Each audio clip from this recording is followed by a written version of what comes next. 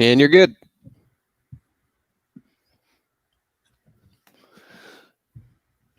All right, angry mobs are forming in New York, which means, I assume, fires will be set, buildings will be looted, stores will be looted, violence, shootings, muggings, beatings. We'll give you the latest on that. Maybe it could be just a bunch of business owners who want to go to work, which means there'll be no damage at all. But we'll tell you all about the big mob gathered in New York, and we'll hopefully they'll be start gathering everywhere. We have the biggest hypocrite, dirtbag, lion, Democrat politician of them all. I know we've had a lot of nominees for this prize, but I think we have a winner. I've already decided who I'm going to miss the most when the Trump administration hits the road, and that is the lovely Kayleigh McEnany, who was on her game again yesterday. Her husband caused quite a stir, the Tampa Bay Ray, at the press conference. Aubrey Huff, sometimes I think he's one of our guys, but not yesterday. He had the biggest dink tweet I think I've ever seen. Big day today.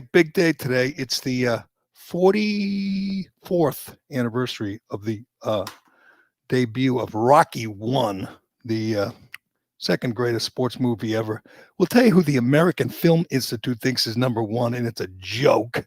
And Turtleboy has been targeted by big tech again. Milo Yiannopoulos, Alex Jones, Laura Loomer, they got nothing on our guy, Turtleboy. We'll tell you about his latest travails with big tech. All that today on the Callahan Podcast, brought to you by DCU. Why do DCU members love their free checking accounts? It's simple, no monthly maintenance fees, no minimum balance, no strings attached. What's better is that with direct deposit to their free checking accounts, DCU members can get paid up to 2 days early. Zero monthly maintenance fees, zero monthly balance, zero reasons not to switch. They'll even remove the hassle of switching your direct deposits and automatic payments from your current checking account. Learn more and make the switch today at DCU.org/free checking, insured by NCUA, membership required. All right, Cullinane's here and TB Turtleboy is here. Turtleboy is on the ropes. First of all, it's not just the anniversary of Rocky 1, 44 years ago today. I will say it's not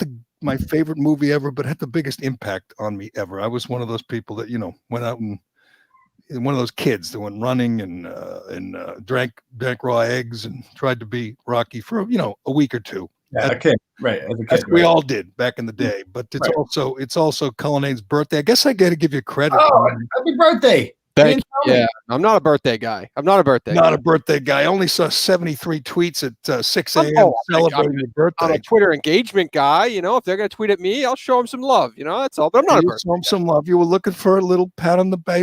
He's working on his birthday. Big day. What's the family doing for you? Let me guess. You're gonna. Oh, you can't really. There's not a lot of places you can go. Yeah, having a little low key birthday party at home. Yeah, low key, nothing, not really a birthday party. I can't go get my special drink at my favorite bar. I can't do anything. So it just, whatever. We'll be at home and I'll have my Pink Whitney with me and we'll have a little time tonight. What time does the first Pink Whitney get poured? Oh, man, it sucks that there's no football on this afternoon. Maybe a one after lunch might be nice. Maybe around 1 we'll have a starter and then we'll ease into it later at night. I wish there were football. I didn't watch the whole game, but I enjoyed flipping on a real football game.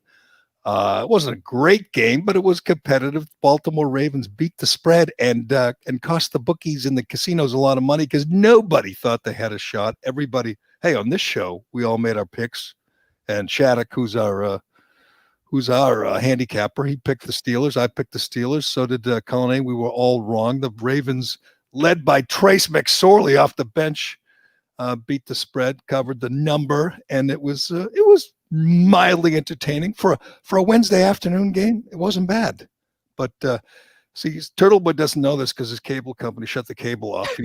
He's got nothing. You got nothing. Yeah, no Fox. Tell you that much. Since when did the Patriots ever go on Fox 25? What? The Patriots were on Fox 20, Boston 25. They're always on CBS, and then all of a sudden, Patriots didn't play. It was the Steelers and the Ravens. Yeah, you are Captain Random. No contact Turtleboy over there. Fox this weekend. Well, you need to make it clear. You're referencing the fact that I couldn't watch the Patriots game on Sunday because that's called humor. I'm sorry, Turbo. I know you're not familiar with this. It was a wisecrack because you've been targeted by big tech. no, but I really did. I tweeted about how I couldn't watch the Patriots game. I thought that you were referencing that. But yes, I have been targeted by unrelated. Correct. Sorry, we missed the tweet about your cable being. I'm banned from everything. See, I like having you on for this because here's what drives me crazy, and I give you credit, Turtleboy. You don't get as upset as I do. I mean, I've been targeted by Twitter. They just keep taking followers away. And by the way, Apple, some reason we lost a bunch of reviews. Yeah. You know, and I don't get that. Why me? Like, why do they care that people reviewed? And most reviews are positive, and they just what was it like 30 or something one day were just gone. Yep. Dave, and I don't they're not like politically motivated reviews. Like your Twitter replies, and not that I'm giving them, any credence to do what they do, but your Twitter replies are acknowledging your statement on politics or some kind of cultural issue. I can kind of not agree with it, but see it. The reviews are like, "Hey Jerry, loved you on the radio, but I love you even more on a podcast." Like it makes no sense. I have no idea why that happened. And you can't find out. I tried to find out like how that worked. Like you've tried to find out these things, and we'll get to it, Turtleboy, because it's fascinating. But here's what drives me nuts: it's the people who don't think it's a problem. And, because it's you or it's Alex Jones or it's Milo Yiannopoulos or whoever, they say, yeah, so what? It's them. And worse yet, we have liberals, and all the names, who encourage it. And they want more censorship, like Sheldon Whitehouse or Weldon Shedhouse. He wants more people. And Chris Coons, these senators who are asking big tech to do more censoring. It's so, and I rarely use this term, but it is so un-American. And I fear that young people, obviously most of them are liberal and they're stupid. And to quote Kamala Harris, the 18 to 25-year-olds, they're all stupid. And they think, what's the big deal? He's Turtleboy or he's Alex Jones. So what if they censor him? But think of what they're doing. We mentioned this about Laura Loomer, who ran for Congress and was unable to use email. She couldn't, I understand people think she's nuts, but you know who I think is nuts? Ayanna Pressley. I think Ilhan Omar. I think they're nuts. Do they get banned from using email or paper? Sean King posted the wrong name of a police officer who did nothing wrong on his page and urged people to go after him with 2 million followers. Happens. And there's no repercussions, so they never feel that uneasiness that you feel when you get censored or you get banned. I know the feeling, not like you do, but I know the feeling like, Big Brother's not just watching me, Big Brother's out to get me. Yeah. And then you watch a hearing and obviously you're rooting for, Josh Hawley and Tom Cotton and Ted Cruz, who are legitimately going after. There's like 5 of them. Yeah. Can you lean forward? You sound like you're okay. Do this. Yeah, there's like 5 of them, Jerry. That's the problem. I'm going to ban you if you don't speak into your microphone. My bad. I didn't know it was so far away. There's like 5 of them. That's the problem, is that Democrats are united and they realize that traditionally they're the people that would try to break up these monopolies, Right. But they're benefiting from it. So why would they ruin a good thing? Whereas Republicans are so obsessed with their principles that we don't believe in regulation, even though you're doing it to a point where you're losing as a result of that. This is why Democrats win, because they think big picture. They think how can we do anything to win? And Republicans think principles. Shut up with your principles. And when you see it's and we can get to the latest in the Stop the Steal movement and what Rudy and what the president did yesterday to call out the thieves who stole this election. As I've said many times, they stole it fair and square. I understand it's not going to get reversed, but let's be honest, there was a lot of fraud, and Trump and Rudy and their people are pointing it out on a daily basis. And we can mock them because they're not going to win, but it's like the same people say, so what? Who cares? So there's a little bit of cheating going on. So what? Our guy won. Well, and the censors are on their side. We know Zuckerberg, we know Dorsey are on their side, and now we know PayPal is on their side, and and Gmail is on there, and there's virtually, other than Parler, there's virtually no big tech company that isn't on their side. And so young people who are in college, that's, you know, who are learning, they're learning that it's no big deal. It's, you know, they're on our side.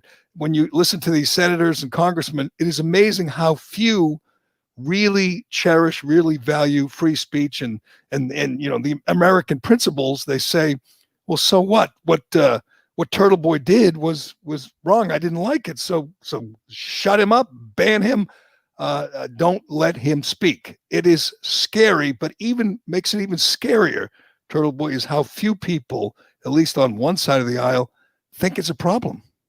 No, yeah. I mean, why would they? They don't think big picture because they know that they control the institutions. As long as you control the institutions, you don't have to ever worry about it happening to you. They know that liberals will control social media forever, and that it's okay. Like, they're not worried about, like, what if this comes back to bite me in the ass? They've never thought about that, because why would it? We control the institutions. You've seen obviously Alex Berenson on TV many times. He's kind of the go-to guy for coronavirus talk. He's a smart guy. He used to work at the New York Times. It doesn't make him, but he's written, I think, 3 booklets about the coronavirus. He updates them, and his latest one has been banned by Apple, and he is apoplectic. He goes on these shows and he goes, I don't understand why Apple banned it. It's the truth about masks, and he gives you a balanced view of masks and why some people think they work and some don't. They don't. And Apple banned it. It's like, wait a second. I mean, not Apple, Amazon. Amazon banned it. I'm saying that is frightening. Here's a guy who, not really a firebrand conservative. He's not like you. He's I don't even know what he is politically, but he's very. I've never heard of him before coronavirus. That's a good point. He wrote spy novels, I guess, and in his spare time. But you're right. Never heard of him. Never saw him. Now he's everywhere. And he's got these booklets, and they look like they're pretty informative if you want to learn more. You're selling them on Amazon, right? And then they got taken down, I believe.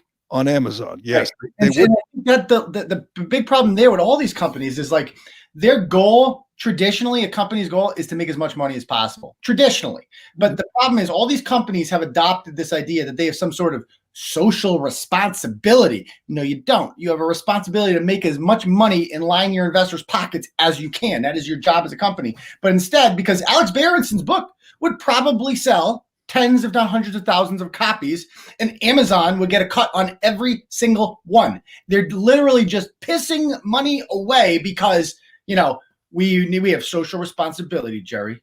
That's what I've said all along. Like, the media in general, they don't care about anything, at least until they get their guy elected. Stopping Trump was the most important thing, and you would say the same thing about Amazon and PayPal and Twitter, and they all had the same goal, the same priority, and it was stopping the orange Godzilla, and they did it, and they were instrumental in it. And I think someday, if there are any impartial historians, they will look back on this as this watershed moment where big tech joined with big media to stop one man or one movement, and succeeded, at least temporarily succeeded. But let's get to your case, because it is amazing how few people. I mean, if you weren't here with me, I don't know that I would ever hear about it, because Twitter bans you. Certain things they just can't do. They just can't tolerate. And you and I talked about it before we started recording. You can't defend Kyle Rittenhouse.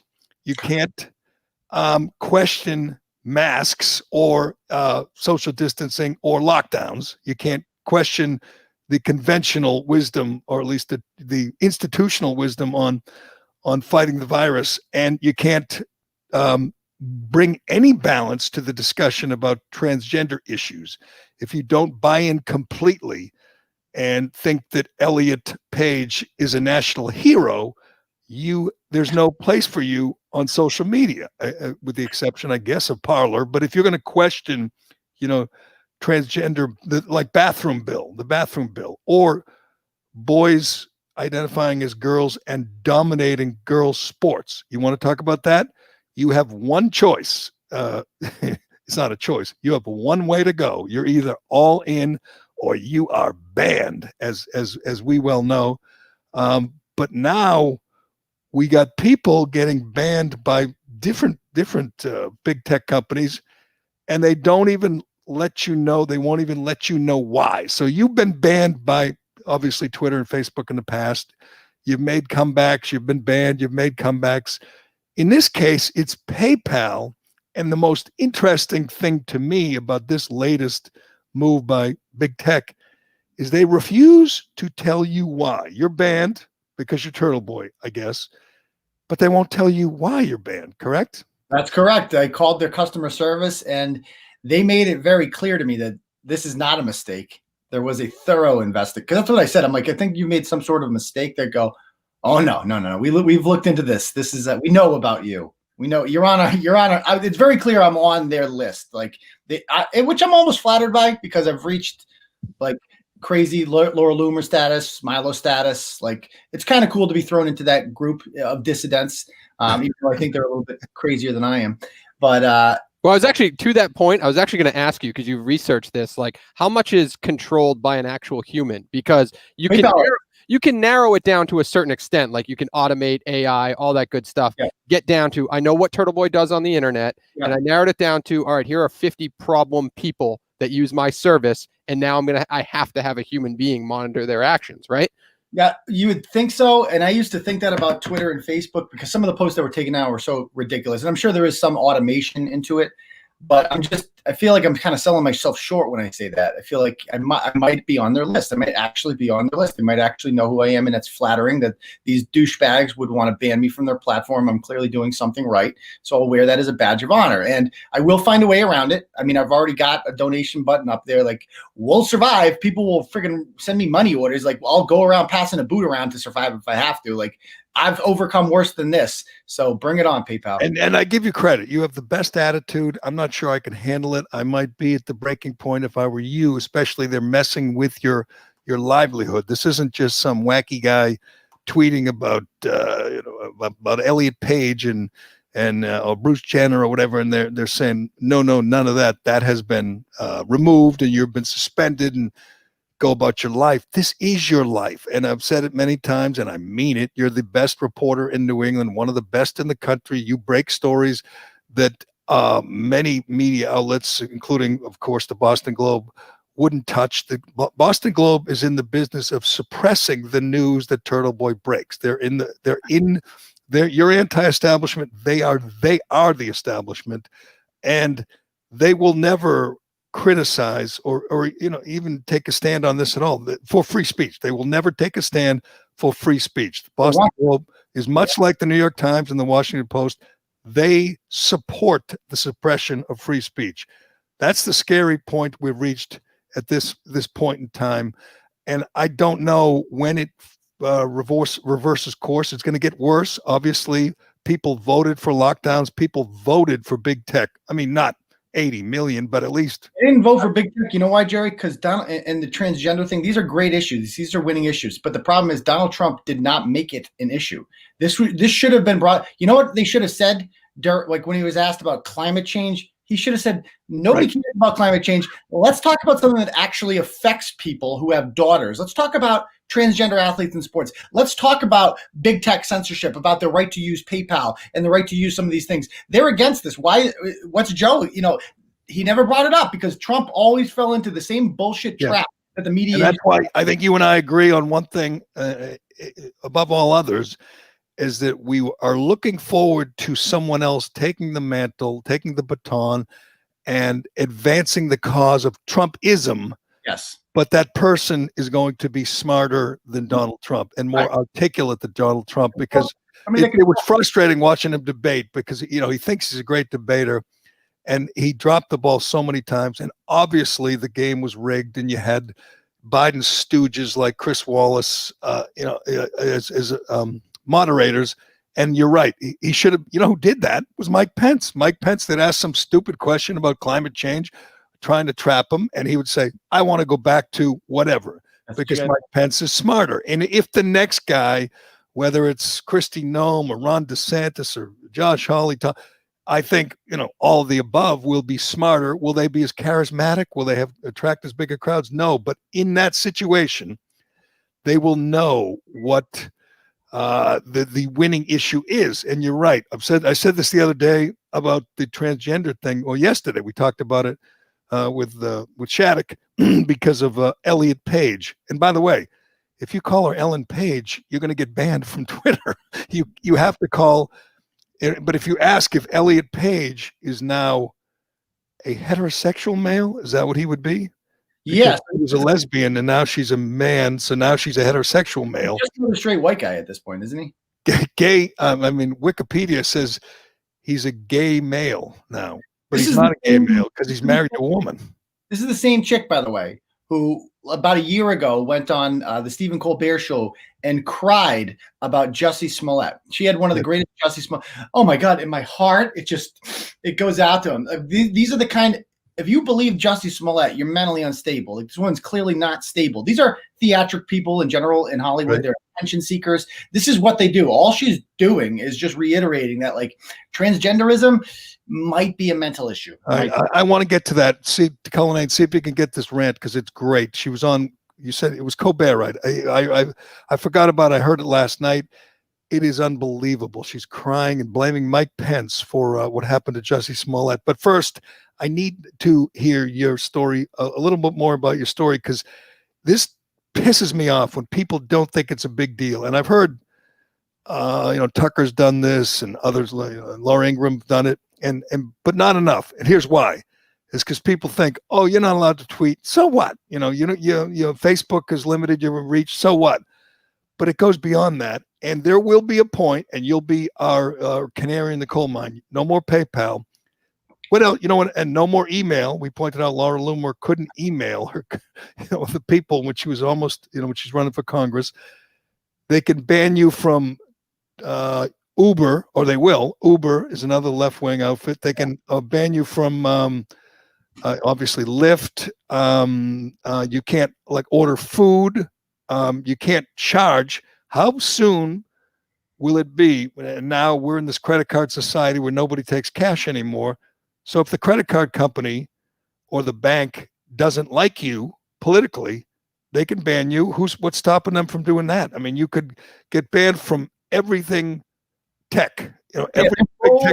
They realize they can't stop you because the government can't censor speech. So they just, this is what my book was about. It's like the end arounds of stopping free speech. And usually it's financial. That's how they get you. Like, everybody needs money to survive. So they can find a way to make it impossible for you to make a living off of the things that you're saying. Then they can effectively silence you.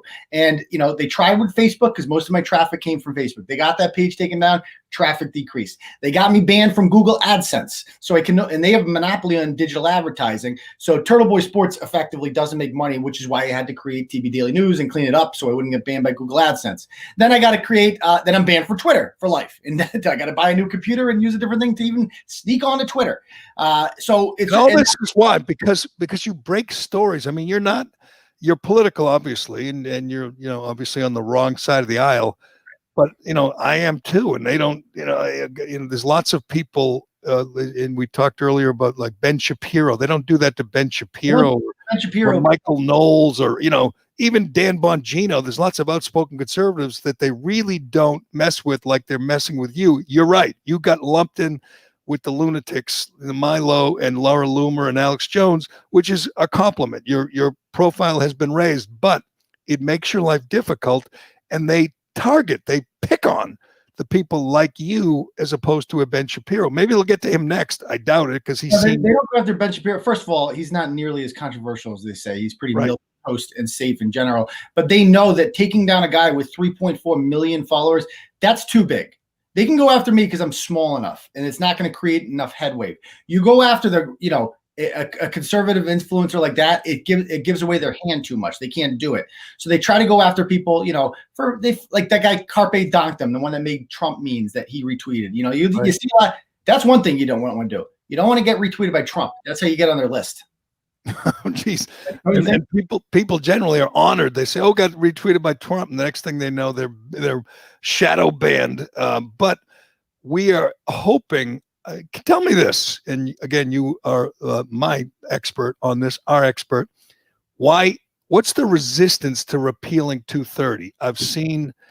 I've read everything I can read on it. I understand it was a different world when the internet started. These companies, Google, they weren't the biggest companies in the world the way they are now. Google's the biggest company in the history of the world.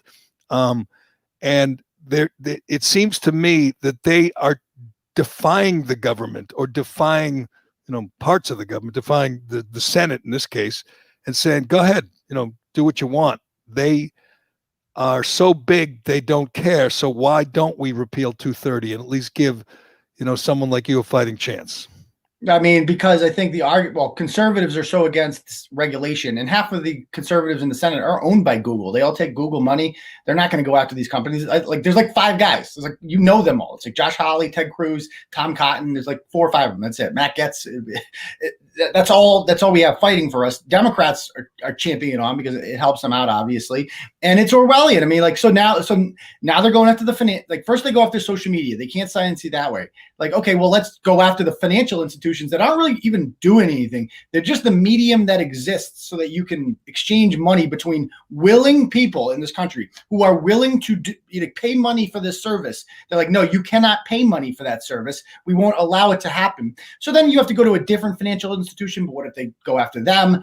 What ultimately has to happen here is some of these companies just got to get balls and tell these mobs to fuck off. If you do that, they will go away because they only have the power that these companies give them. Stop giving mobs on Twitter power. They're irrelevant. But think of what they can do. Obviously, PayPal is now, they banned you for life with no explanation, correct? Next, again, if it's a bank or financial institution, they could deny you a credit card. Then what? Deny you a mortgage, a car loan? Absolutely. I mean, so if you are an outspoken conservative and maybe you don't, you're on the fringe. You're not as big again as whatever Dan Bongino, but you're in Turtleboy level. You can't get a car loan, a mortgage, a credit card. Your job is threatened. You can't raise money or make money. What they can do to you is frightening. And again, makes it more frightening is that you have so few defenders. As you point out, there's 5 guys in Washington. What if they pay them off?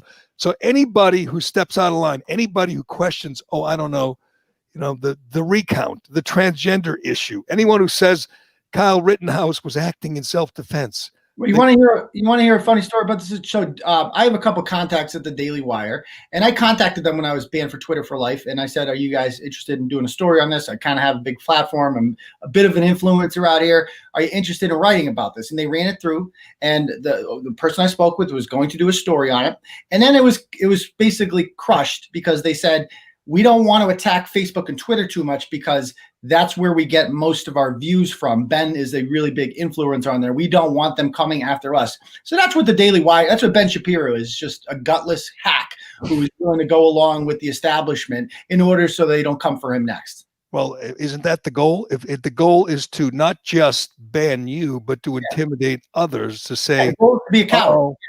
And I got to admit, if they come after me, I'm going to be like, holy crap. I mean, we had one person, and I don't want to get into it, but one person come after our advertisers, which happened every day on the radio. We thought we were getting away from that. It happened here. And your initial thought is, holy crap, they're coming again. They're coming after us again.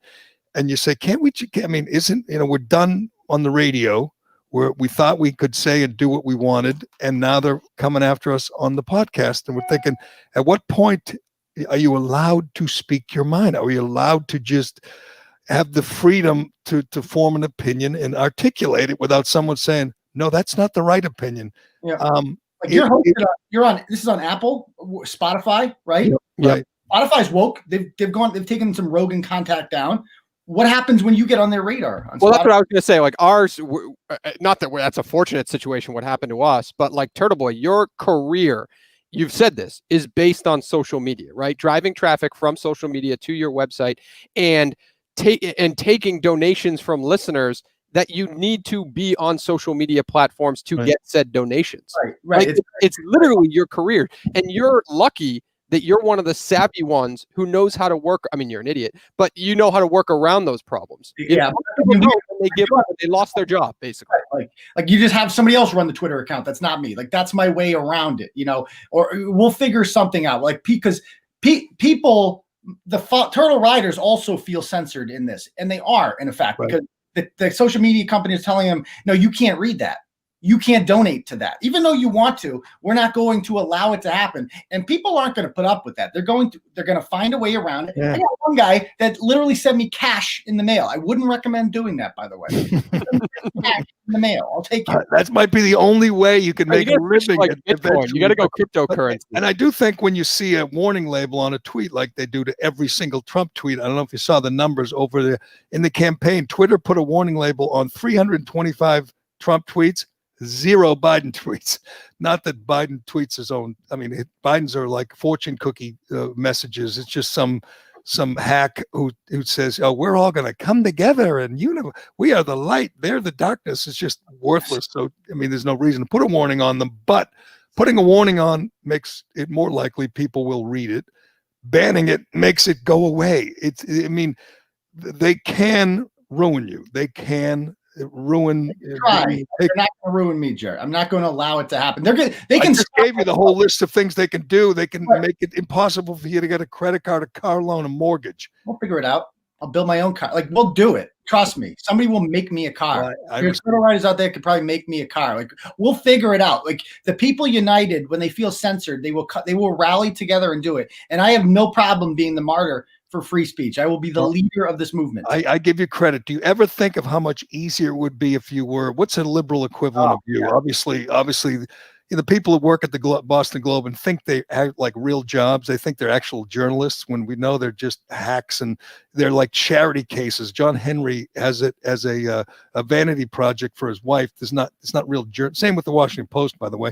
But the liberal equivalent of you has no such concerns. They don't ever have to worry about being banned from anything. I never thought about it. I told you yesterday, we were right before the show, we went on, Sarah Silverman, the comedian, was on a podcast, and she said, no humor attached to this whatsoever. There was no joke.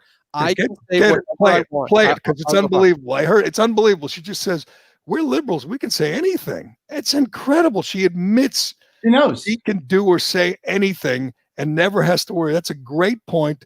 She admits it, and the conservative equivalent of her, which I don't know what it would be. Who's the conservative equivalent of I don't know. Greg Gutfeld. Yeah. And Jerry, I was on pace right now. I would probably have on Facebook close to 500,000 Facebook followers at this point. On Twitter, I would probably have over 100,000 followers on there, and it was growing exponentially. And so I can still get it. Like I still have our followers, but without social media, you can't grow. Growth is really important. I mean, I found you on Twitter because I would just tweet at you. Like these are really important tools to get the attention of other people that you normally could not. That's just how it works in the digital age. It's where everyone is. It's a public square. Again, it's something the other side doesn't worry about. So not only do they not worry about, they applaud. Oh, good. Take Turtleboy down. And I'm looking at the comments now, a couple of people calling you or us, cupcakes or snowflakes because you complain about it. And try living a day Turtleboy's world where he has to wonder if some big tech authoritarian liberal asshole is going to ruin his livelihood. I mean, that's a burden that only, only a few people have. You could be two things and survive. You could be liberal or you could be boring. I guess you could be both, and that's redundant. But if no one cares what you do, if you're just sitting out there tweeting about what you had for dinner last night, you're not going to get censored. Right. It will never happen. Tim Pool had an interesting tweet yesterday. He tweeted out something to the effect of I wish you could invest in YouTube people. Like I see a lot of people on YouTube where I'm like, that guy could be a star. I'd like to invest in that. Can I invest in social media influencers? And the answer to that, what I would tell him is, no, you can't, because at any moment your investment can just be completely wiped out because some douchebag in Santa Clara presses a button and decides you can't be here anymore. So it's and as we know, everybody in Silicon Valley is a former staffer for Barbara Boxer or Gavin Newsom. They go from working for those people to working for Twitter or You're Google. not being prestigious either. Literally, that guy Andy Stone worked for Barbara Boxer. We went through his fucking resume. Like, but he's not the only one. It's a revolving door. And now they're going to go from Facebook and Twitter to working for the Biden administration. That's how it works. This is the swamp. Like, you are seeing the swamp. Joe Biden is the swampiest candidate. He's swampier than Hillary Clinton, the people he's bringing in here. And it's amazing. After all we've learned about the swamp, after all we've learned about the deep state and the FBI and what they did to, Carter Page and Roger Stone and Papillon, people voted for that. They voted for it. It's remarkable that what happened the last 4 years, and now look, it's we're going back in time. We're going back to the days where the swamp could comfortably sit there and not worry about being exposed because they're all in it together. But you and I agreed that Trump, as an advocate, is not the most articulate guy, not the most well thought out. Does not make the most well thought out thing. But we need, like you said, somebody that knows what they're talking about, who's a little bit more familiar with the subject. Like, Trump's an entertainer. He's not a thinking man. So Trump says he's not going to sign this defense bill unless they include the repeal of 230. Is that a wise move? Will that work? It's a great move. That's what he should have done a long time. And it seems like he knows the end is near now. And this is like, I need to go. I need to do this. I need to do something on the way out. I don't know if it will work, but it's a good threat almost. And because Trump, and that's his big thing, has always been he's not a war hawk. He's not a military industrial. Right. He took on the military, and that is why some conservatives don't like him. And that's why Democrats have turned themselves into radical war hawks, because let's be honest, except for a few, they were the whole time. Yes, and Biden is the worst of them, or among the worst of them. So we will be going back into endless, pointless wars, 10,000 miles away. There will be caskets coming back to Joint-based Andrews, and I'm sure he'll be there to greet them because it's a good visual. But well, they'll be renaming something else now, the bases. But go ahead. That's true. Was he a Confederate? Oh, it doesn't have to be a Confederate. They took down the freaking Ulysses Grant statue. You know what? I think I got it. Joint base Elliot Page. What do you think? Joint base Elliot Page. I like it. But you like it? He's part of the patriarchy now, so that's also probably. That's a good point. That's a good point. So it's got to be someone that went the other way. Yes, that's the other direction. Right. Well, we don't have to get like you're becoming privileged. Right? See, I think you and I disagree on this. I don't blame Trump at all for fighting to the death, or his surrogates like Rudy and Sidney. Embarrassing. Because and I know there was massive fraud. You and I know there were these dumps of ballots at 3:40 in the morning. You and I know that dead people voted twice, and there was all kinds of shenanigans, if you don't like the term fraud. And how you would ever expect Trump, who, he's not, again, the smartest guy, but he understands that he was cheated. How do you expect him to do this? To just say, they cheated fair and square and move on? Donald Trump? Jerry, I think what you people are doing is a losing strategy. There is something here that needs to be addressed that's actually fixable, and that is the practice of mail-in voting itself. Donald Trump lost this election because Democrats had 3 months to get the laziest, most apathetic losers to fill out a freaking form and send in a self-addressed envelope that's already got a stamp on it into them. They had 3 months. That, as long as that exists, they will do nothing but win elections. And guess what? It's a fixable problem. State legislatures can just outlaw it. In the Republicans' control the majority of state legislatures, even in swing states like Michigan, Wisconsin, and Pennsylvania. So that's what you got to do. All this talk about fraud and dominion. This is all just a big distraction that's not fixable. It can't go anywhere. End mail-in voting, and there will be. That is true, of course, but that's for next time. And I said on November 4th, I said, tell me the Republican who agreed to allow mail-in voting. Just name names, and I will blame it all on them, because that's the door that opened to all this fraud was this mail-in voting, and the lie that it wasn't safe to go to the polls because of COVID. Obviously the same people were in the streets marching, protesting, celebrating after Biden won. Those same people said, oh, no. I can't wait in line and vote. That would be dangerous. It was a lie, and it worked. I mean, again, they viewed Trump as evil. So anything they could or would do or able to do to stop him was fine. Mitch McConnell's been packing the federal courts for the last 4 years, right? Like appointing conservative judge. That's his thing, is getting conservatives appointed to federal judgeships. So we control judgeships in a lot of these states too. So all state legislatures have to do is pass bills outlawing mail-in voting, and it will be upheld by the judiciary in these states because Mitch McConnell did his job too. And by the way, if you don't do that, we'll never win another election. And that's what I mean by they don't do it. I mean, and unfortunately, they have early voting in Georgia, and Stacey Abrams is rounding up her troops, and they're voting, and it's going to be it's a little scary to think that she might be able to steal these 2 seats too. But those seats are not in danger, unless we're trying to stop that are Republicans. That's true too, and we can get to him. We can get to that nut, Lynn Wood. But what's the woman's name? The Victoria, remember Victoria Jackson from SNL? Well, she apparently was sitting with Rudy Giuliani yesterday in this hearing. And it was comical. And I understand. You want to mock Trump, mock Rudy for doing this? Fine, go ahead. But don't blame them. Don't blame them, because they know this was stolen. They know there was massive fraud, and they can't just sit. It's just not in their nature to just say, well, I mean, if this were George Bush or Mitt Romney or John McCain, they'd go, they stole it fair and square, shake hands, write a note, and be on my way. That's not the guy we voted for. That's not the guy who was president for the last 4 years. He's never going to accept this. And if he hits the road and starts doing these rallies for the next 4 years, get ready, because if it's an hour-long rally, 45 minutes of it will be spent bitching about voter fraud. So get used to it. But can we hear from what's the woman's name who worked for Dominion? Do we have her name? Oh yeah, what was her name, Turtleboy? The woman who was last night. Is Melissa Caroni, Carone. Melissa Caroni was there at this hearing with Rudy, and she kind of went off the rails, and we're not sure if she was telling the truth or not, but she was kind of entertaining. The poll book is completely off.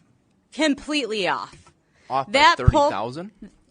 I'd say that poll book is off by over 100,000. That poll book. Why don't you look at the registered voters on there? How many registered voters are on there? Do you even know the answer to that? No, I guess I'm trying to get to the bottom of this here. Zero. There's zero. So my question then is, if the guess how many? Wait, what about the turnout rate? 120%. Let's let Representative Johnson ask his question. So the poll book number. There's 2 things that could happen here. Either the poll book number, if ballots were counted multiple times, there's 2 options.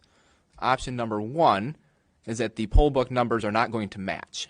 They don't. The actual.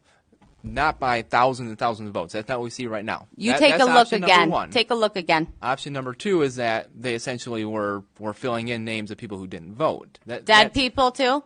So is that? Let's let that Representative Johnson ask his question, and then when I he's thought that done, was his answer. Okay. Well, I guess that's my question here is why we're not seeing the poll book off by 30,000 votes. That's not the case. What did you guys do? Take it and do something crazy to it? That was a long one. I just wanted to hear that. Your theory is she had a couple of Cosmos at lunch. Yeah, but she was white girl drunk. If you're not watching on Facebook or on YouTube, Rudy is leaning over and tapping on her shoulder and saying, "Please stop." It must be frustrating if you're Rudy, because you have people like Melissa and Shiva, who was part of the team.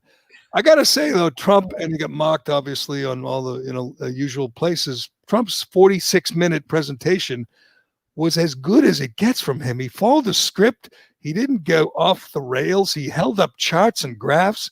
Now, no one wants to, I should say, most people, they don't want to hear it. They want to move on. But he holds up a graph, and it shows this spike in Biden votes at 3:40 in the morning. I'm going, just hold that up and stand there until everybody sees it. What does that prove? That's a Shiva tactic. That huge proves fact. there was a ballot dump at 3:40 in the morning.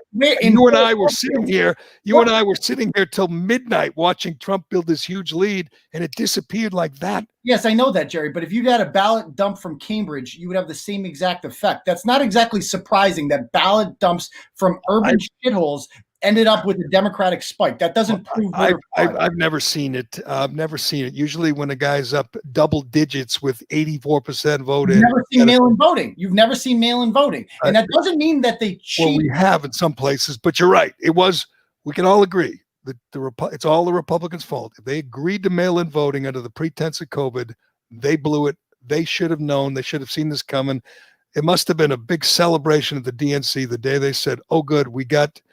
Mail-in voting everywhere we can cheat, and they did, and my hat's off to them. God bless them. It's something I wish we could do. I wish we could cheat like they can. So Republicans made this sound to their base, to their supporters, like, we got something here, because Sydney, what's her name, like, she got Michael Flynn out of jail, so she's got like a good reputation. Lynn Wood got the Covenant kids, a nice settlement from CNN. Like, these guys have good reputations, and so you trusted them. And it turns out, if you're bringing this woman up there and just saying, "Oh, it's not 30,000, it's 100,000." She's saying that guy was a Republican too, by the way. Like, she's just ripped. "Oh, you guys don't know. How about dead PayPal?" Like, she has nothing. She's just literally talking out of her ass because she's trying to gain clout in the MAGA world. And now she's famous. I'll probably write about her because I freaking love her. Like, she's hilarious. I'd like to hang out with her. She's like a Hunter Biden, like one of those people, like, she looks like a good time, Jerry. Yes, she does. She looks like, those that hair could come down, the glasses come off. I've seen that movie before, but and Rudy.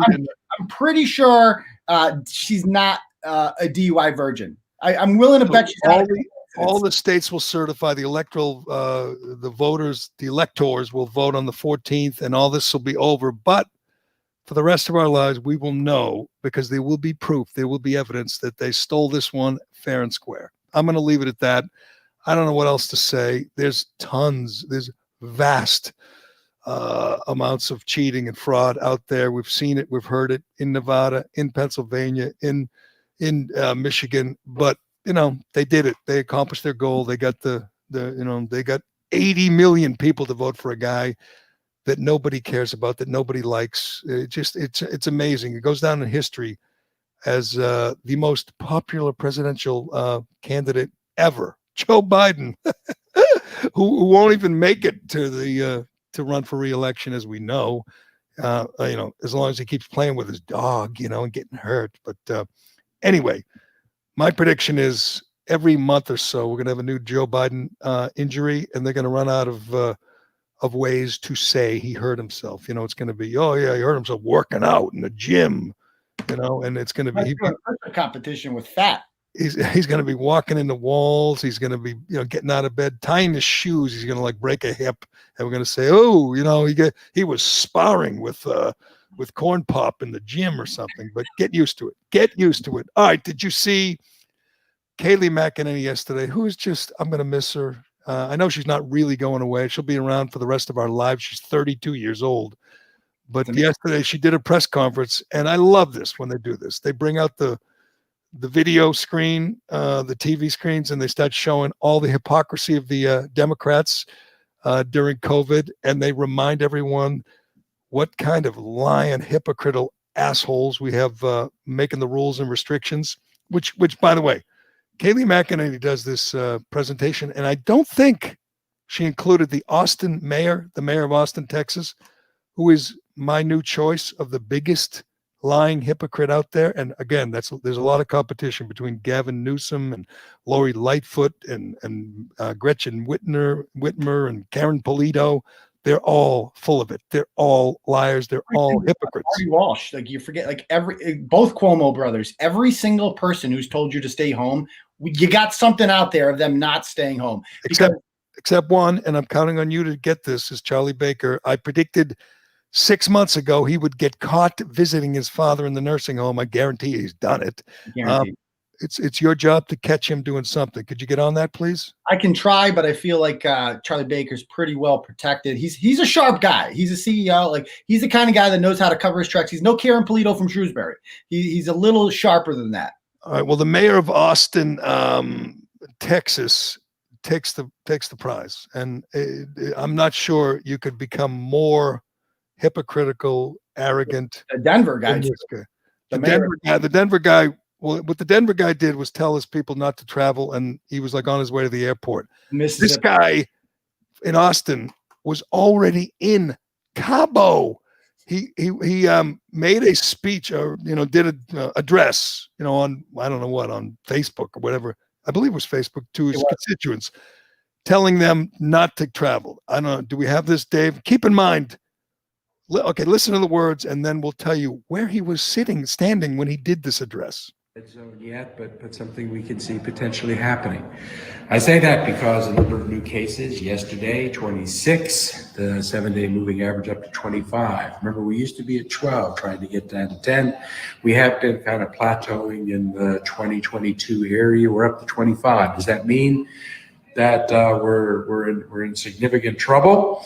Heading to significant trouble? Is this just a bump that is leveling off? That's what we're continuing to watch. The modelers at the University of Texas. Can we get to the part where he tells people to stay home? Yes. I don't care about numbers. He says, stay home. It's not a time to relax. Those were literal. Those were his words, literally. Hang on. We're doing it live here. We're doing it live. Pretty much right on top of those numbers in Texas. And we're going to try to preserve that as best we can, but we are watching it. The thrust of the most important messages trying to get out to the community right now is that our numbers are increasing, and everybody has to be aware of that. And we need to, stay home if you can. Do everything you can to try to keep the numbers down. This is not the time to relax. We're going to be looking really closely. All right. Now, I want you to keep in mind, this is Mayor Steve Adler saying, stay home, and this is not the time to relax. Now, the Denver mayor did it before he went to the airport. This asshole was in Cabo, in Mexico. How'd they figure that out? Did they recognize a hotel room or something? He took a private jet with 8 people. I assume they weren't all masked up and socially distanced. A private jet from Austin to Cabo, and then in his luxury oceanfront villa, did this address telling people to stay home and to not relax. It is amazing that you can be this arrogant. Obviously, I don't know about the guy. Obviously, he's a total asshole and a total fraud. But you know what, Turtleboy, you and I both know it. He's a Democrat, which means he won't quit. He won't get defeated. He won't lose. He won't ever do what he tells everyone else to do. They don't care about that. When their own people, like Coon Man is still the governor of Virginia, Jerry. People forgot that the blackface KKK picture. Right. He survived that. That's true. Governor, anything. And this guy will be his governor, mayor of Austin, as long as he wants to be. But the list, and somebody made a bingo game, and there's literally 50 of these examples of these Democrat mayors and governors and public officials, like the one in LA we told you about yesterday, who banned outdoor dining, essentially ruined the livelihoods of these restaurants, and 2 hours later was sitting at a restaurant in Santa Monica having dinner after voting and declaring that it was, quote, deadly and dangerous to eat outdoors at these restaurants. Bill Murphy got caught at a crowded restaurant a week and a half ago. And then yesterday he tweets out a picture from a bar in Bergen County saying, good, I'm glad you got shut down. And and shut them down and find them a restaurant. Yep. And we caught him. I tweeted about it. It's amazing. This guy was caught at a restaurant over Thanksgiving weekend. That's like a week ago, whatever, not even 2 weeks ago, with his family, a big group, no masks, no distancing, out to dinner. And in his tweet, he literally says, look at this, no social distancing, no masks. We can't have this. And I'm going shut down, and he goes, good at the end. Oh, good. That's right. Good. These people are evil. I'm not kidding. They're not obviously, murderers or anything, but they are just soulless, heartless monsters who are destroying lives, and we'll do it again, and we do it every day. They're destroying lives, and they don't even care. They're like, Hannibal Lecter. Their heart rate doesn't even go up. They destroy lives. You're right. He writes, the owners were cited for noncompliance and municipal officials revoked their outdoor dining permits for the next 30 days. Good. These people are doing exactly what he did. Yeah, exactly. Good. He says, good. I'm happy. By the way, he made all his money on Wall Street. He's a New York City investment multimillionaire douchebag, Phil Murphy. So of course the Democrats nominate him because a white Wall Street douchebag is a walking caricature of the Democratic Party. But these people, they don't believe. They do this because two things. Number one, they know that they're going to get reelected anyway because their voters are very stupid people who don't care. They just simply do not care about this. And number two, they didn't believe any of this to begin with. Nobody actually believes this. Nobody would tell you it's deadly and dangerous and then go do it. No, absolutely. If they really believed it was deadly and dangerous. But the most discouraging thing is you're right. They will, Cuomo, if he runs for re-election, will win in a landslide. Baker, probably not running for re-election, but, Whitmer. These are people who they depend on these stupid people, these lemmings who just go along and say, hasn't he done a wonderful job? And they don't pay attention to all the hypocrisy and the lies they keep hearing about. I tell you what, last night was fun to watch. In fact, it went well into the night. In Staten Island, de Blasio and Cuomo, they came up with this arbitrary plan where they banned bars and restaurants in certain neighborhoods and not in other ones, hot zones, red zones. So they shut down this bar in Staten Island called Max Public House. And a block away, according to his lawyer, a block away, you could go into a bar or restaurant, but you couldn't. But this guy's life, they just basically said, is over. No more livelihood for you. We're going to ruin your life. And the guys said, no, we're not shutting down. They sent in the cops, the sheriffs, handcuffed and arrested the owner and dragged him out for trying to run his business. Immediately, this is Staten Island. This is Trump country. This is not, Manhattan. This massive crowd show up. They've estimated at 2,000, 1,500 or 2,000 flags, American flags, Trump flags, back the blue flags. And I'm just guess the property damage they did, the fires, the arrests. Give me a number. Guess. Zero. These are God-fearing American, law-abiding Americans who are upset. But I wonder, will this be a sign of things to come? Will this happen again? Will people stand up for the rights of their, local, bar owners, restaurant owners, gym owners, and I don't know, protest? Do you call that a protest? Demonstration? What do you call that? I would think it's civil disobedience. It's not a riot, that's for sure. And but they're sick of it. They're sick of it because they know there's no science behind it, and it doesn't really. Did you hear how they caught them? The police did an undercover sting in which they went in there and they bought clam chowder or something. They literally went in there like, I'd like to order a Coke, please. Oh, gotcha.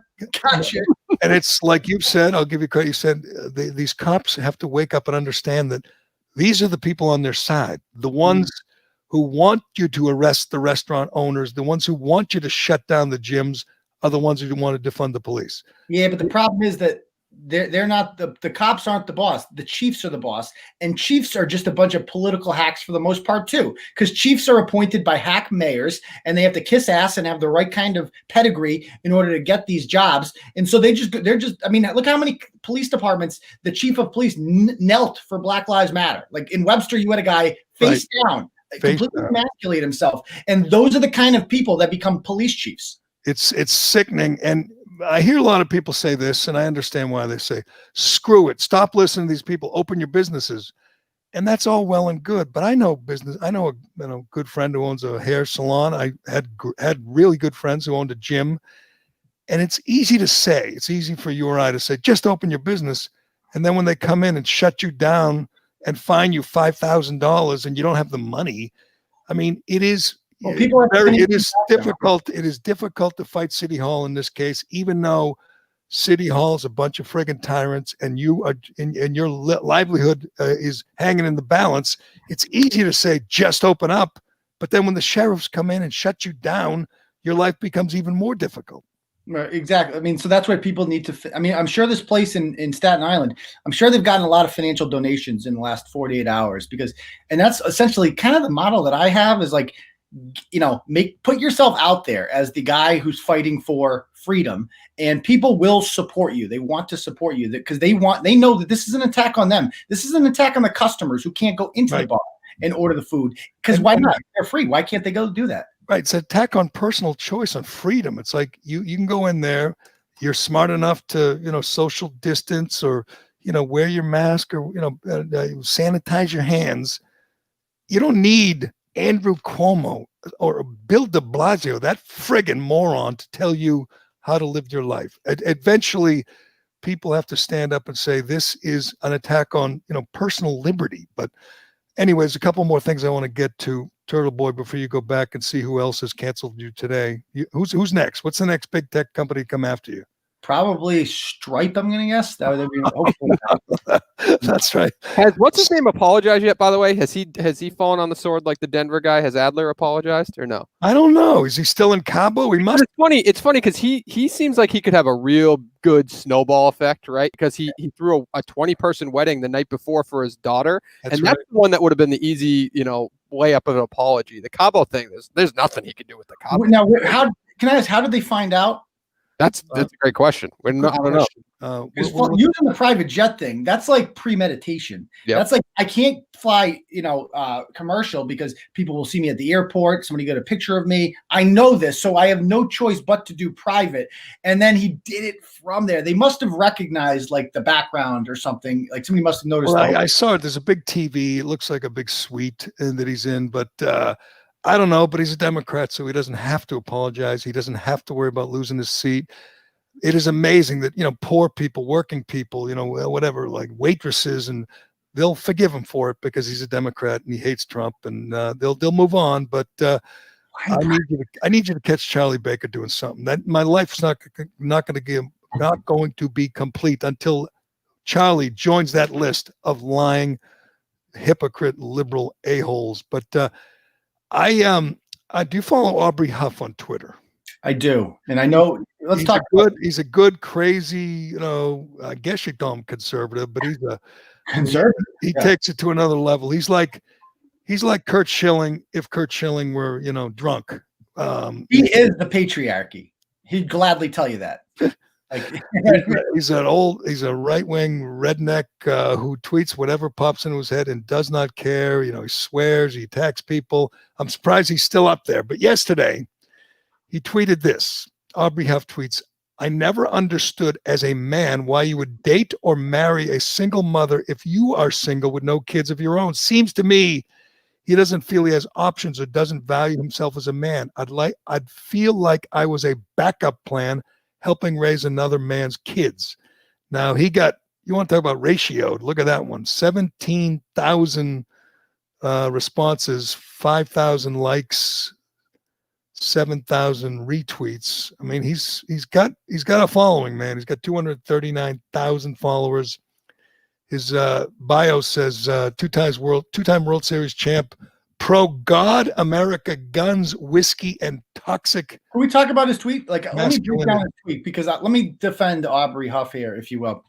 I was counting on you because I can't defend that. Okay. If he had just stopped after the first part, I would not disagree. And I think most people would agree. I've never understood as a man why you would date or marry a single mother if you're single with no kids in your own. To me, that is 100% accurate. Like if you're a single dude, why would you want to marry a chick that has baggage, particularly if you want to have kids yourself? You haven't had kids yet. She ain't going to want to have kids because she's already been there, done that. She's not looking to start round two. You're not a lion prize. Some of my best friends have done that, and I'll tell you why. First of all, what if she's hot? What if she's really great? I mean, what if you love her? She's probably not. What if you love her? What if Kayleigh McEnany's husband died tomorrow and she was looking for love? Okay, that's a little different. But these are extreme. These are extreme circumstances. Okay, no, it's absurd. It's like everything else, as Woody Allen said. Okay, the heart wants. I think that the ideal situation for people that are divorced or whatever. So you got two kids. If God forbid anything like that happen, right? Like I would want it would be ideal, so much easier to find a woman who already has two kids because you got a lot in common that way. You don't have a lot in common if the guy's never had kids and the woman has. There's a big divide there, no? So what if he loves her? Do you think he should say, no, I don't want that baggage. I need to find someone with no kids. I mean, it just, Yes.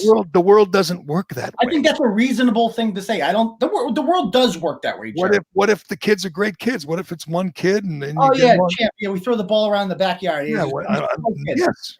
Swell kid. I'd like to be his stepdad. I'd like to sign up for that. No. Okay, no guy, if given the choice between a woman with kids and a woman without kids, would pick the woman. That's not what we're talking about. It's not, okay, here's your choice. Oh, I'll take the kids. It's like, this woman is awesome. I love her. I'm going to love her kid too. That's the way the world works. It never crossed my mind that you would see someone, you're attracted to her, you know, she's attracted to you, which is important, and you hit it off great, and then you say, oh, she's got a 6-year-old kid at home. I got to move on. I can't deal with that. I mean, no, I mean, but I'll take your point. I mean, you're an insane person, Turtleboy. But you agree. The fact that you wouldn't do it because you value yourself, like what? Well, that's why I mean, just stop at the first part. Idiot. Just stopped at the first part. I think a lot of people. I'll never understand as a man why you would date or marry a single mother if you're single with no kids of your own. That last caveat there. Can I answer that? I mean, again, what if she's really great? What if you love her? That's the answer. I guess so. I mean, I guess so. It could happen, but let's not act like it's not a less ideal situation. If you're a single, what if you want to have kids? If you want to have kids and you have a woman and you meet a woman who's got an 8 and a 10-year-old, right? You know, she's not like why would she want to just start over again? Like pop out more kids. That's unlikely to happen, Jerry. It's a better thing if you want to have kids to meet a woman who hasn't had kids yet. So if you meet her again, if you meet her and she's awesome and you love her, you're supposed to like dump her because she has a kid? Oh, Jesus Christ. No, that's not what I'm saying at all. No wonder everyone's canceling you. I'm gonna. If you want to have kids and the woman has 2 grown kids already, they're like 10 and 12. Do you think she wants to start over for the most part? I don't know. That's maybe not. Odds are less than if you meet a single woman with no kids. That's just a fact. Like that's not being sexist. So if you love her and you end up marrying her, should you treat those kids like your own, or you should say, I'm not raising someone else's kids, as Aubrey Huff says. No, that's where he should have stopped. Then he gets ridiculous. The rest of the tweet is absurd when he starts talking about, I'd feel like I was a backup plan helping raise. That's just like, okay, dude, chill out, relax. You should have stopped. You know, that's not how the world works. I mean, people get divorced and they have kids, and other people. I mean, know people like that. People in my family, good friends, they get divorced. They find other women. They find other men. They get married. They learn to live with the kids that, you know, aren't their own. They learn to love them. Yes, they do. They play catch with them in the yard. They do. And oftentimes, I feel like, let's do a study. I would bet you this, Jerry. I bet you that most men who move on to a woman who already has kids, most men, they already have kids themselves. That is a more ideal situation. If you already have kids yourself, to find a woman who has kids. No, you don't think you have more in common with the person? Yes. Yep. And my brother just got engaged. He's in his 50s, and our first question was, you know, she got kids because he does, and he's divorced. And it was like, no, she doesn't. I was like, wow, that's wild. Why are we debating 50% of the tweet? The reason the tweet is offensive is because you're saying you don't value you wouldn't value yourself if you would date a woman with. You wouldn't want to raise another man's kids, which is absurd. Look at a guy like Adam Schefter, who married a widowed for the husband. He died in 9/11. You know, he's a story. What's wrong with raising someone else's kids if like the father is a deadbeat and you're coming in and you can be the father? Like there's nothing wrong with it. Good. That is we found some common ground. We agree that's idiotic. And I mean, I give him credit. Again, Aubrey Huff, if you don't follow him, tweets insane stuff like that all the time. Maybe not that insane, but he tweets like the first draft and never reads it over, edits it, just sends out whatever pops into his head and gets in trouble. And, you know, he calls himself the future governor of California. I don't think that's going to happen. And back to hurt him. I've looked around. I wanted to see what spawned the tweet, and I haven't seen anything. It was done at 11:12 a.m. in the morning. So unless he DVR'd The Bachelor and he has kids and I don't know about it, I don't know where the hell this one came from. I mean, don't you feel like as a woman, right? Like if you were a woman that had kids, I feel like most women that have kids would prefer a man who has kids himself. Probably. Don't you think? Yes. What's wrong with saying that? That's just a fact. Like that is the. I'm gonna tweet this. I'm gonna tweet this out now. It's hard to tweet it out without looking like you're endorsing. Retweets aren't endorsements. But I'm going to tweet this out and say that Turtleboy is 100% on Aubrey Huff's side on this. But anyway, let's see if we can agree on one thing before we go here. Cullinane has to go celebrate his birthday. How old are you now? 35. I know. Oh, I saw someone tweet you could be president now. You could be president. Great. Sap Yeah. just did that. Yeah. How about that? Cullinane in 2024. What do you think of that? I gotta find a running mate. I'll think this through. I gotta think this through. I don't know. You gotta pick a side. I feel like he's a fence sitter. I am a fence sitter. I assume you guys like Rocky, right? You like Rocky movies. I'm not going to debate which is best sequel and which is best, the opponent and all that. But we all like Rocky 1. Did you like Rocky 1? Yes, of course. Yes, of course. One of the great movies ever made. I say this all the time. My favorite sports movie is Remember the Titans. I like Hoosiers. Rocky 1 is top 5, and it had an unbelievable impact. I like Kicking and Screaming. That's my favorite sports movie. What's that? Kicking and Screaming is my favorite sports movie. Oh, there's that Will Ferrell soccer movie. It's a great movie. Anyway, today's the 44th anniversary of the day Rocky hit the screens. And it was amazing. It had an impact on everybody. It was an amazing, simple, inspirational movie. But this annoys me. In the tweet, I think our friend, Boston Radio Watch, tweeted this out. It's rated second best sports movie by the American Film Institute. And I'm just going to, if you guys haven't seen this yet, you want to guess what number 1 is of best sports movie? Again, my choice is Remember the Titans. I would put Hoosiers at number 2. I like sports movies. I love football. I love Friday Night Lights. I love football movies in general. But would you care to guess what the American Film Institute, keep in mind, they're probably as pompous as they sound, thinks is the best sports movie? Have they made a movie about Megan Rapinoe yet? That's a good. I would have thought Hoosier. You know what? Okay, this is temporary then. Once they make the Megan Rapinoe story or the Sarah Fuller story, let's be honest. Sarah Fuller. I mean, they made movies about Jackie Robinson. They might as well make one about Sarah Fuller. But would you care to guess which is number 1, which is ridiculous? But anyway, number 1. Tell me. I was going to say Hoosiers, but you just said no. So I don't. The Replacements with Keanu Reeves, a great movie.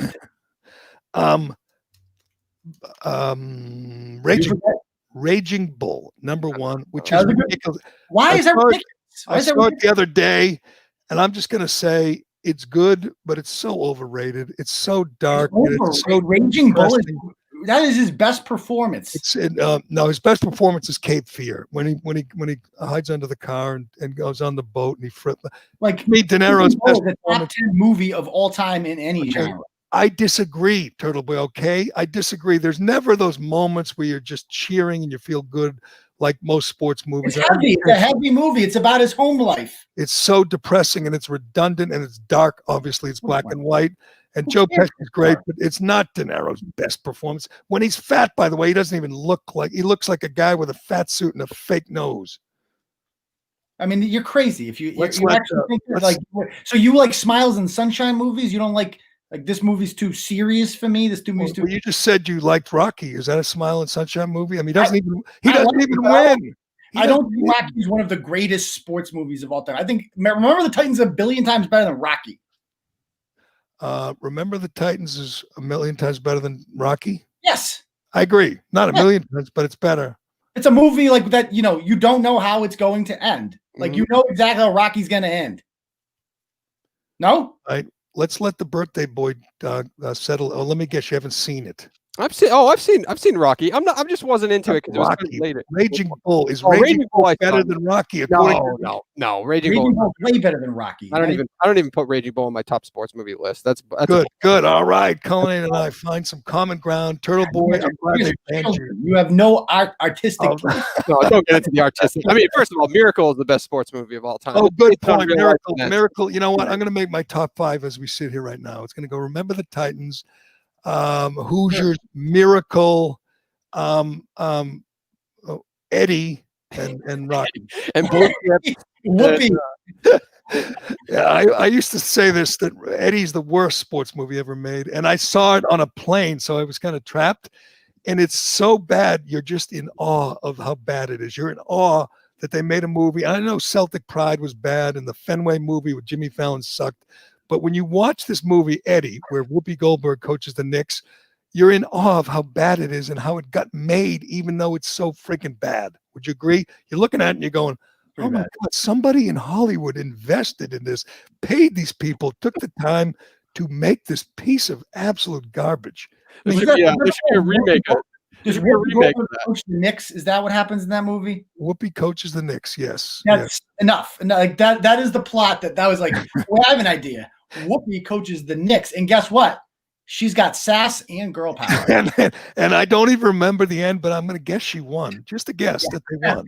I'm guessing that somehow in that movie, the players overcame their misogynistic tendencies to not want a female coach because they respected her. I'm guessing that's the plot line. I'm going to say I didn't love Raging Bull. I don't put it on my all-time best. It's overrated, but it's better than Eddie. All right, it's better than Eddie. Okay, good. Remake that with Fitzy. Fitzy takes over Fitzy coaches the Patriots in 2022. I mean, I can't even stand looking at Whoopi or like for 2 seconds on a clip from The View or on, worst. You know, she's lighting the Christmas tree at Rockefeller Plaza Center this on the next show. By the way, I watched that last night because remember the football game got bumped by the Christmas tree at Rockefeller Plaza.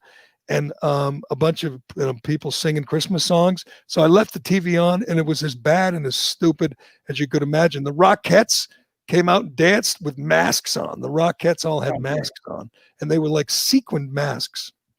But anyway, you guys missed that? Did you miss that? I saw my kids were watching it. I'm like, this is not a parade, children. This is a disgrace. All right, Turtleboy, my condolences about PayPal and anything else and anyone else who's canceled you, but keep us updated. You are fighting the good fight. We are hopefully everybody's rooting for you, even our liberal friends out there who don't particularly like you. The idea that you can be canceled, just canceled, is scary. So good luck with that, brother. I'm serious. Good luck with it. I don't know. Anyone that wants to donate to you, what should they do? Send you cash? Yeah, we'll have to figure out a money order or something. I'll get a P.O. box. We'll figure it out. You can check him out at tbdailynews.com. Check out his work. See if the reason that everybody has gone is after him, is trying to cancel him and ruin his life. You can read all about it on tbdailynews.com. All right, Turtleboy, have a good weekend. Cullinan, you got anything special planned? I know I asked you this earlier, but I'm serious. No. Most 35-year-old guys, with young kids, they have that one special night every year. It's their birthday, where the little lady takes good care of them. No? Yeah, I don't think so. Now I'm just in the mood to watch like Tin Cup or something. You put me in a sports movie. So. I like Tin Cup. Yeah. I like Cheech Marin steals the movie, I think. Yeah. Maybe I'll grab my bottle of Pink Whitney and watch Tin Cup and go to sleep and wake up. And there you go. Will your wife let you have some, me time? Do you get to just drink alone? Oh yeah, sure. Yeah, go to bed and I'll just stay up and drink. Yeah, I'll stay up past my bedtime at 8 o'clock. Are you having a socially distanced birthday party? Is the family coming over? Neighbors? Anybody? No. We are abiding by. You know me. I listen to the rules and I abide by them. So we are not. We will. I was going to say you could take them all to the Legacy Club, but you lost all our passes. So you can't Yes, and I'll still fight to the death about the second one. So okay, you're not really sticking to that lie, are you? Come on. Why is my quote unquote lie any different from your potential of losing it on your own? Oh, did he leave? First of all, I don't lose things. Secondly, you said you put it on the windshield of my but you didn't put the second time. You didn't put the card in an envelope like you did the first time. So I don't care about envelopes. You said you put it under the wiper of my car, right? Correct. Well, I know you're lying. I know you're lying. How? I didn't use my car. Okay, so that's my point. I didn't know if you could have grabbed it and put it somewhere. There's no difference between what you grabbed it. I had never touched it. I asked you where it was. If I grabbed it, why would I ask you where it was? You don't think you could have forgotten just grabbing it, putting it in your pocket? Forgot that I took it off my windshield and put it in my wallet? No, I couldn't have forgotten. I don't know. I'm just telling you. I'm not lying. I'll tell you if you were my child, I would say just say you lost it and we move on. No, because I'm going back at you saying I don't believe I did. I mean, you didn't. And by the way, you lost the first one. My right? thing is that my fault deliberately lying. No, that one I did lose. That's fair. That's fair. I think here's what we can agree on. You should continue to look for it because you had it. You lost it. Well, I continually look for the first one, and I don't believe I had anything to do. Why wouldn't you continue to look for the second one? It's the Because same thing. It's the first one I know that I lost. The second one I don't know if you lost yet. That's the thing. Yes, you do. You know that. I don't know what. No, you won't. So you think I walked out to my car, took it out from under the windshield wiper, and somehow see, I'm not like you. I'm not like you. I'm not like black and white. I think that there could be other things that happen. I have no idea. You could have grabbed it, forgot about it. Anything could have happened. I just remember going back there. That's what I told you. I saw a guy the second time who I was scared shitless of. So I ran from into my out of my car and back to the car. So I remember that. I've heard that about you. You are an unusually good liar. But anyway, why would I be? Keep looking for it. Is this true? I just saw this. I'm looking at Twitter that Dr. Fauci is Time Man of the Year. Is that true? Oh, somebody is going nuts. Oh, so that's the nominees we went through the other day. He was a nominee, and I'm trying to find out if this is confirmed or are they just assuming he's going to win it. Because let's face it, the guy's been amazing. He hasn't been wrong about anything, but it is comical. There's no process to that, right? It's just basically who are people talking about. So you can be the greatest person in the world, or you could be the most evil. And at the end of the day, too, the most talked about person was Trump. And I know he's the president. All right. There's no year where he couldn't win it where it would make sense. That's ridiculous. But you're probably right. If it's the biggest newsmaker, I could see give it to Fauci. I mean, Cuomo was a freaking finalist. But if it is right, if that's just the biggest newsmaker, you can be a bad guy. You can be Hitler. Hitler won it. Yep. Stalin won it twice. So I guess if you're the biggest newsmaker, give it a Fauci, give it a Cuomo, give it a BLM, or any of these. Oh, no, wait a second. Oh, they have a kid of the year. They named the kid of the year. Some 15-year-old scientist. That's amazing that it's not Greta Thunberg, but it looks like a Greta Thunberg wannabe. But a kid of the year, who 15-year-old inventor who used technology to tackle the big issues. Oh, I can't wait to read that one, but it sounds exciting. All right, Cullinane. Happy birthday. Oh, thank you. You're such a nice enjoy guy. it. Don't let me know. Let me know if you find the second pass. All right. Let me know. You lost it. Just say you lost it. I can live with it. I do not believe I did. And by the way, if I'm a good liar, I got to start utilizing it more. So that's true. You're not that good. I'll say this: you give it your best shot a lot, but sometimes you pull it off. Sometimes you don't. Yeah. All right. Thanks to DCU and Shea Concrete and Allied Paving and Flagship. And thanks to Cullinane, the birthday boy. You can wish him happy birthday on Twitter. He's not a birthday guy, but he would love to hear from you. Yeah, right? sure. I'll certainly retweet it and I'll certainly reply to it. All your fans he will reply. He gets back to everybody. But enjoy it, Cullinane. Thanks. I'm Jerry Callahan. This is the Callahan Podcast. We will talk to you again real soon.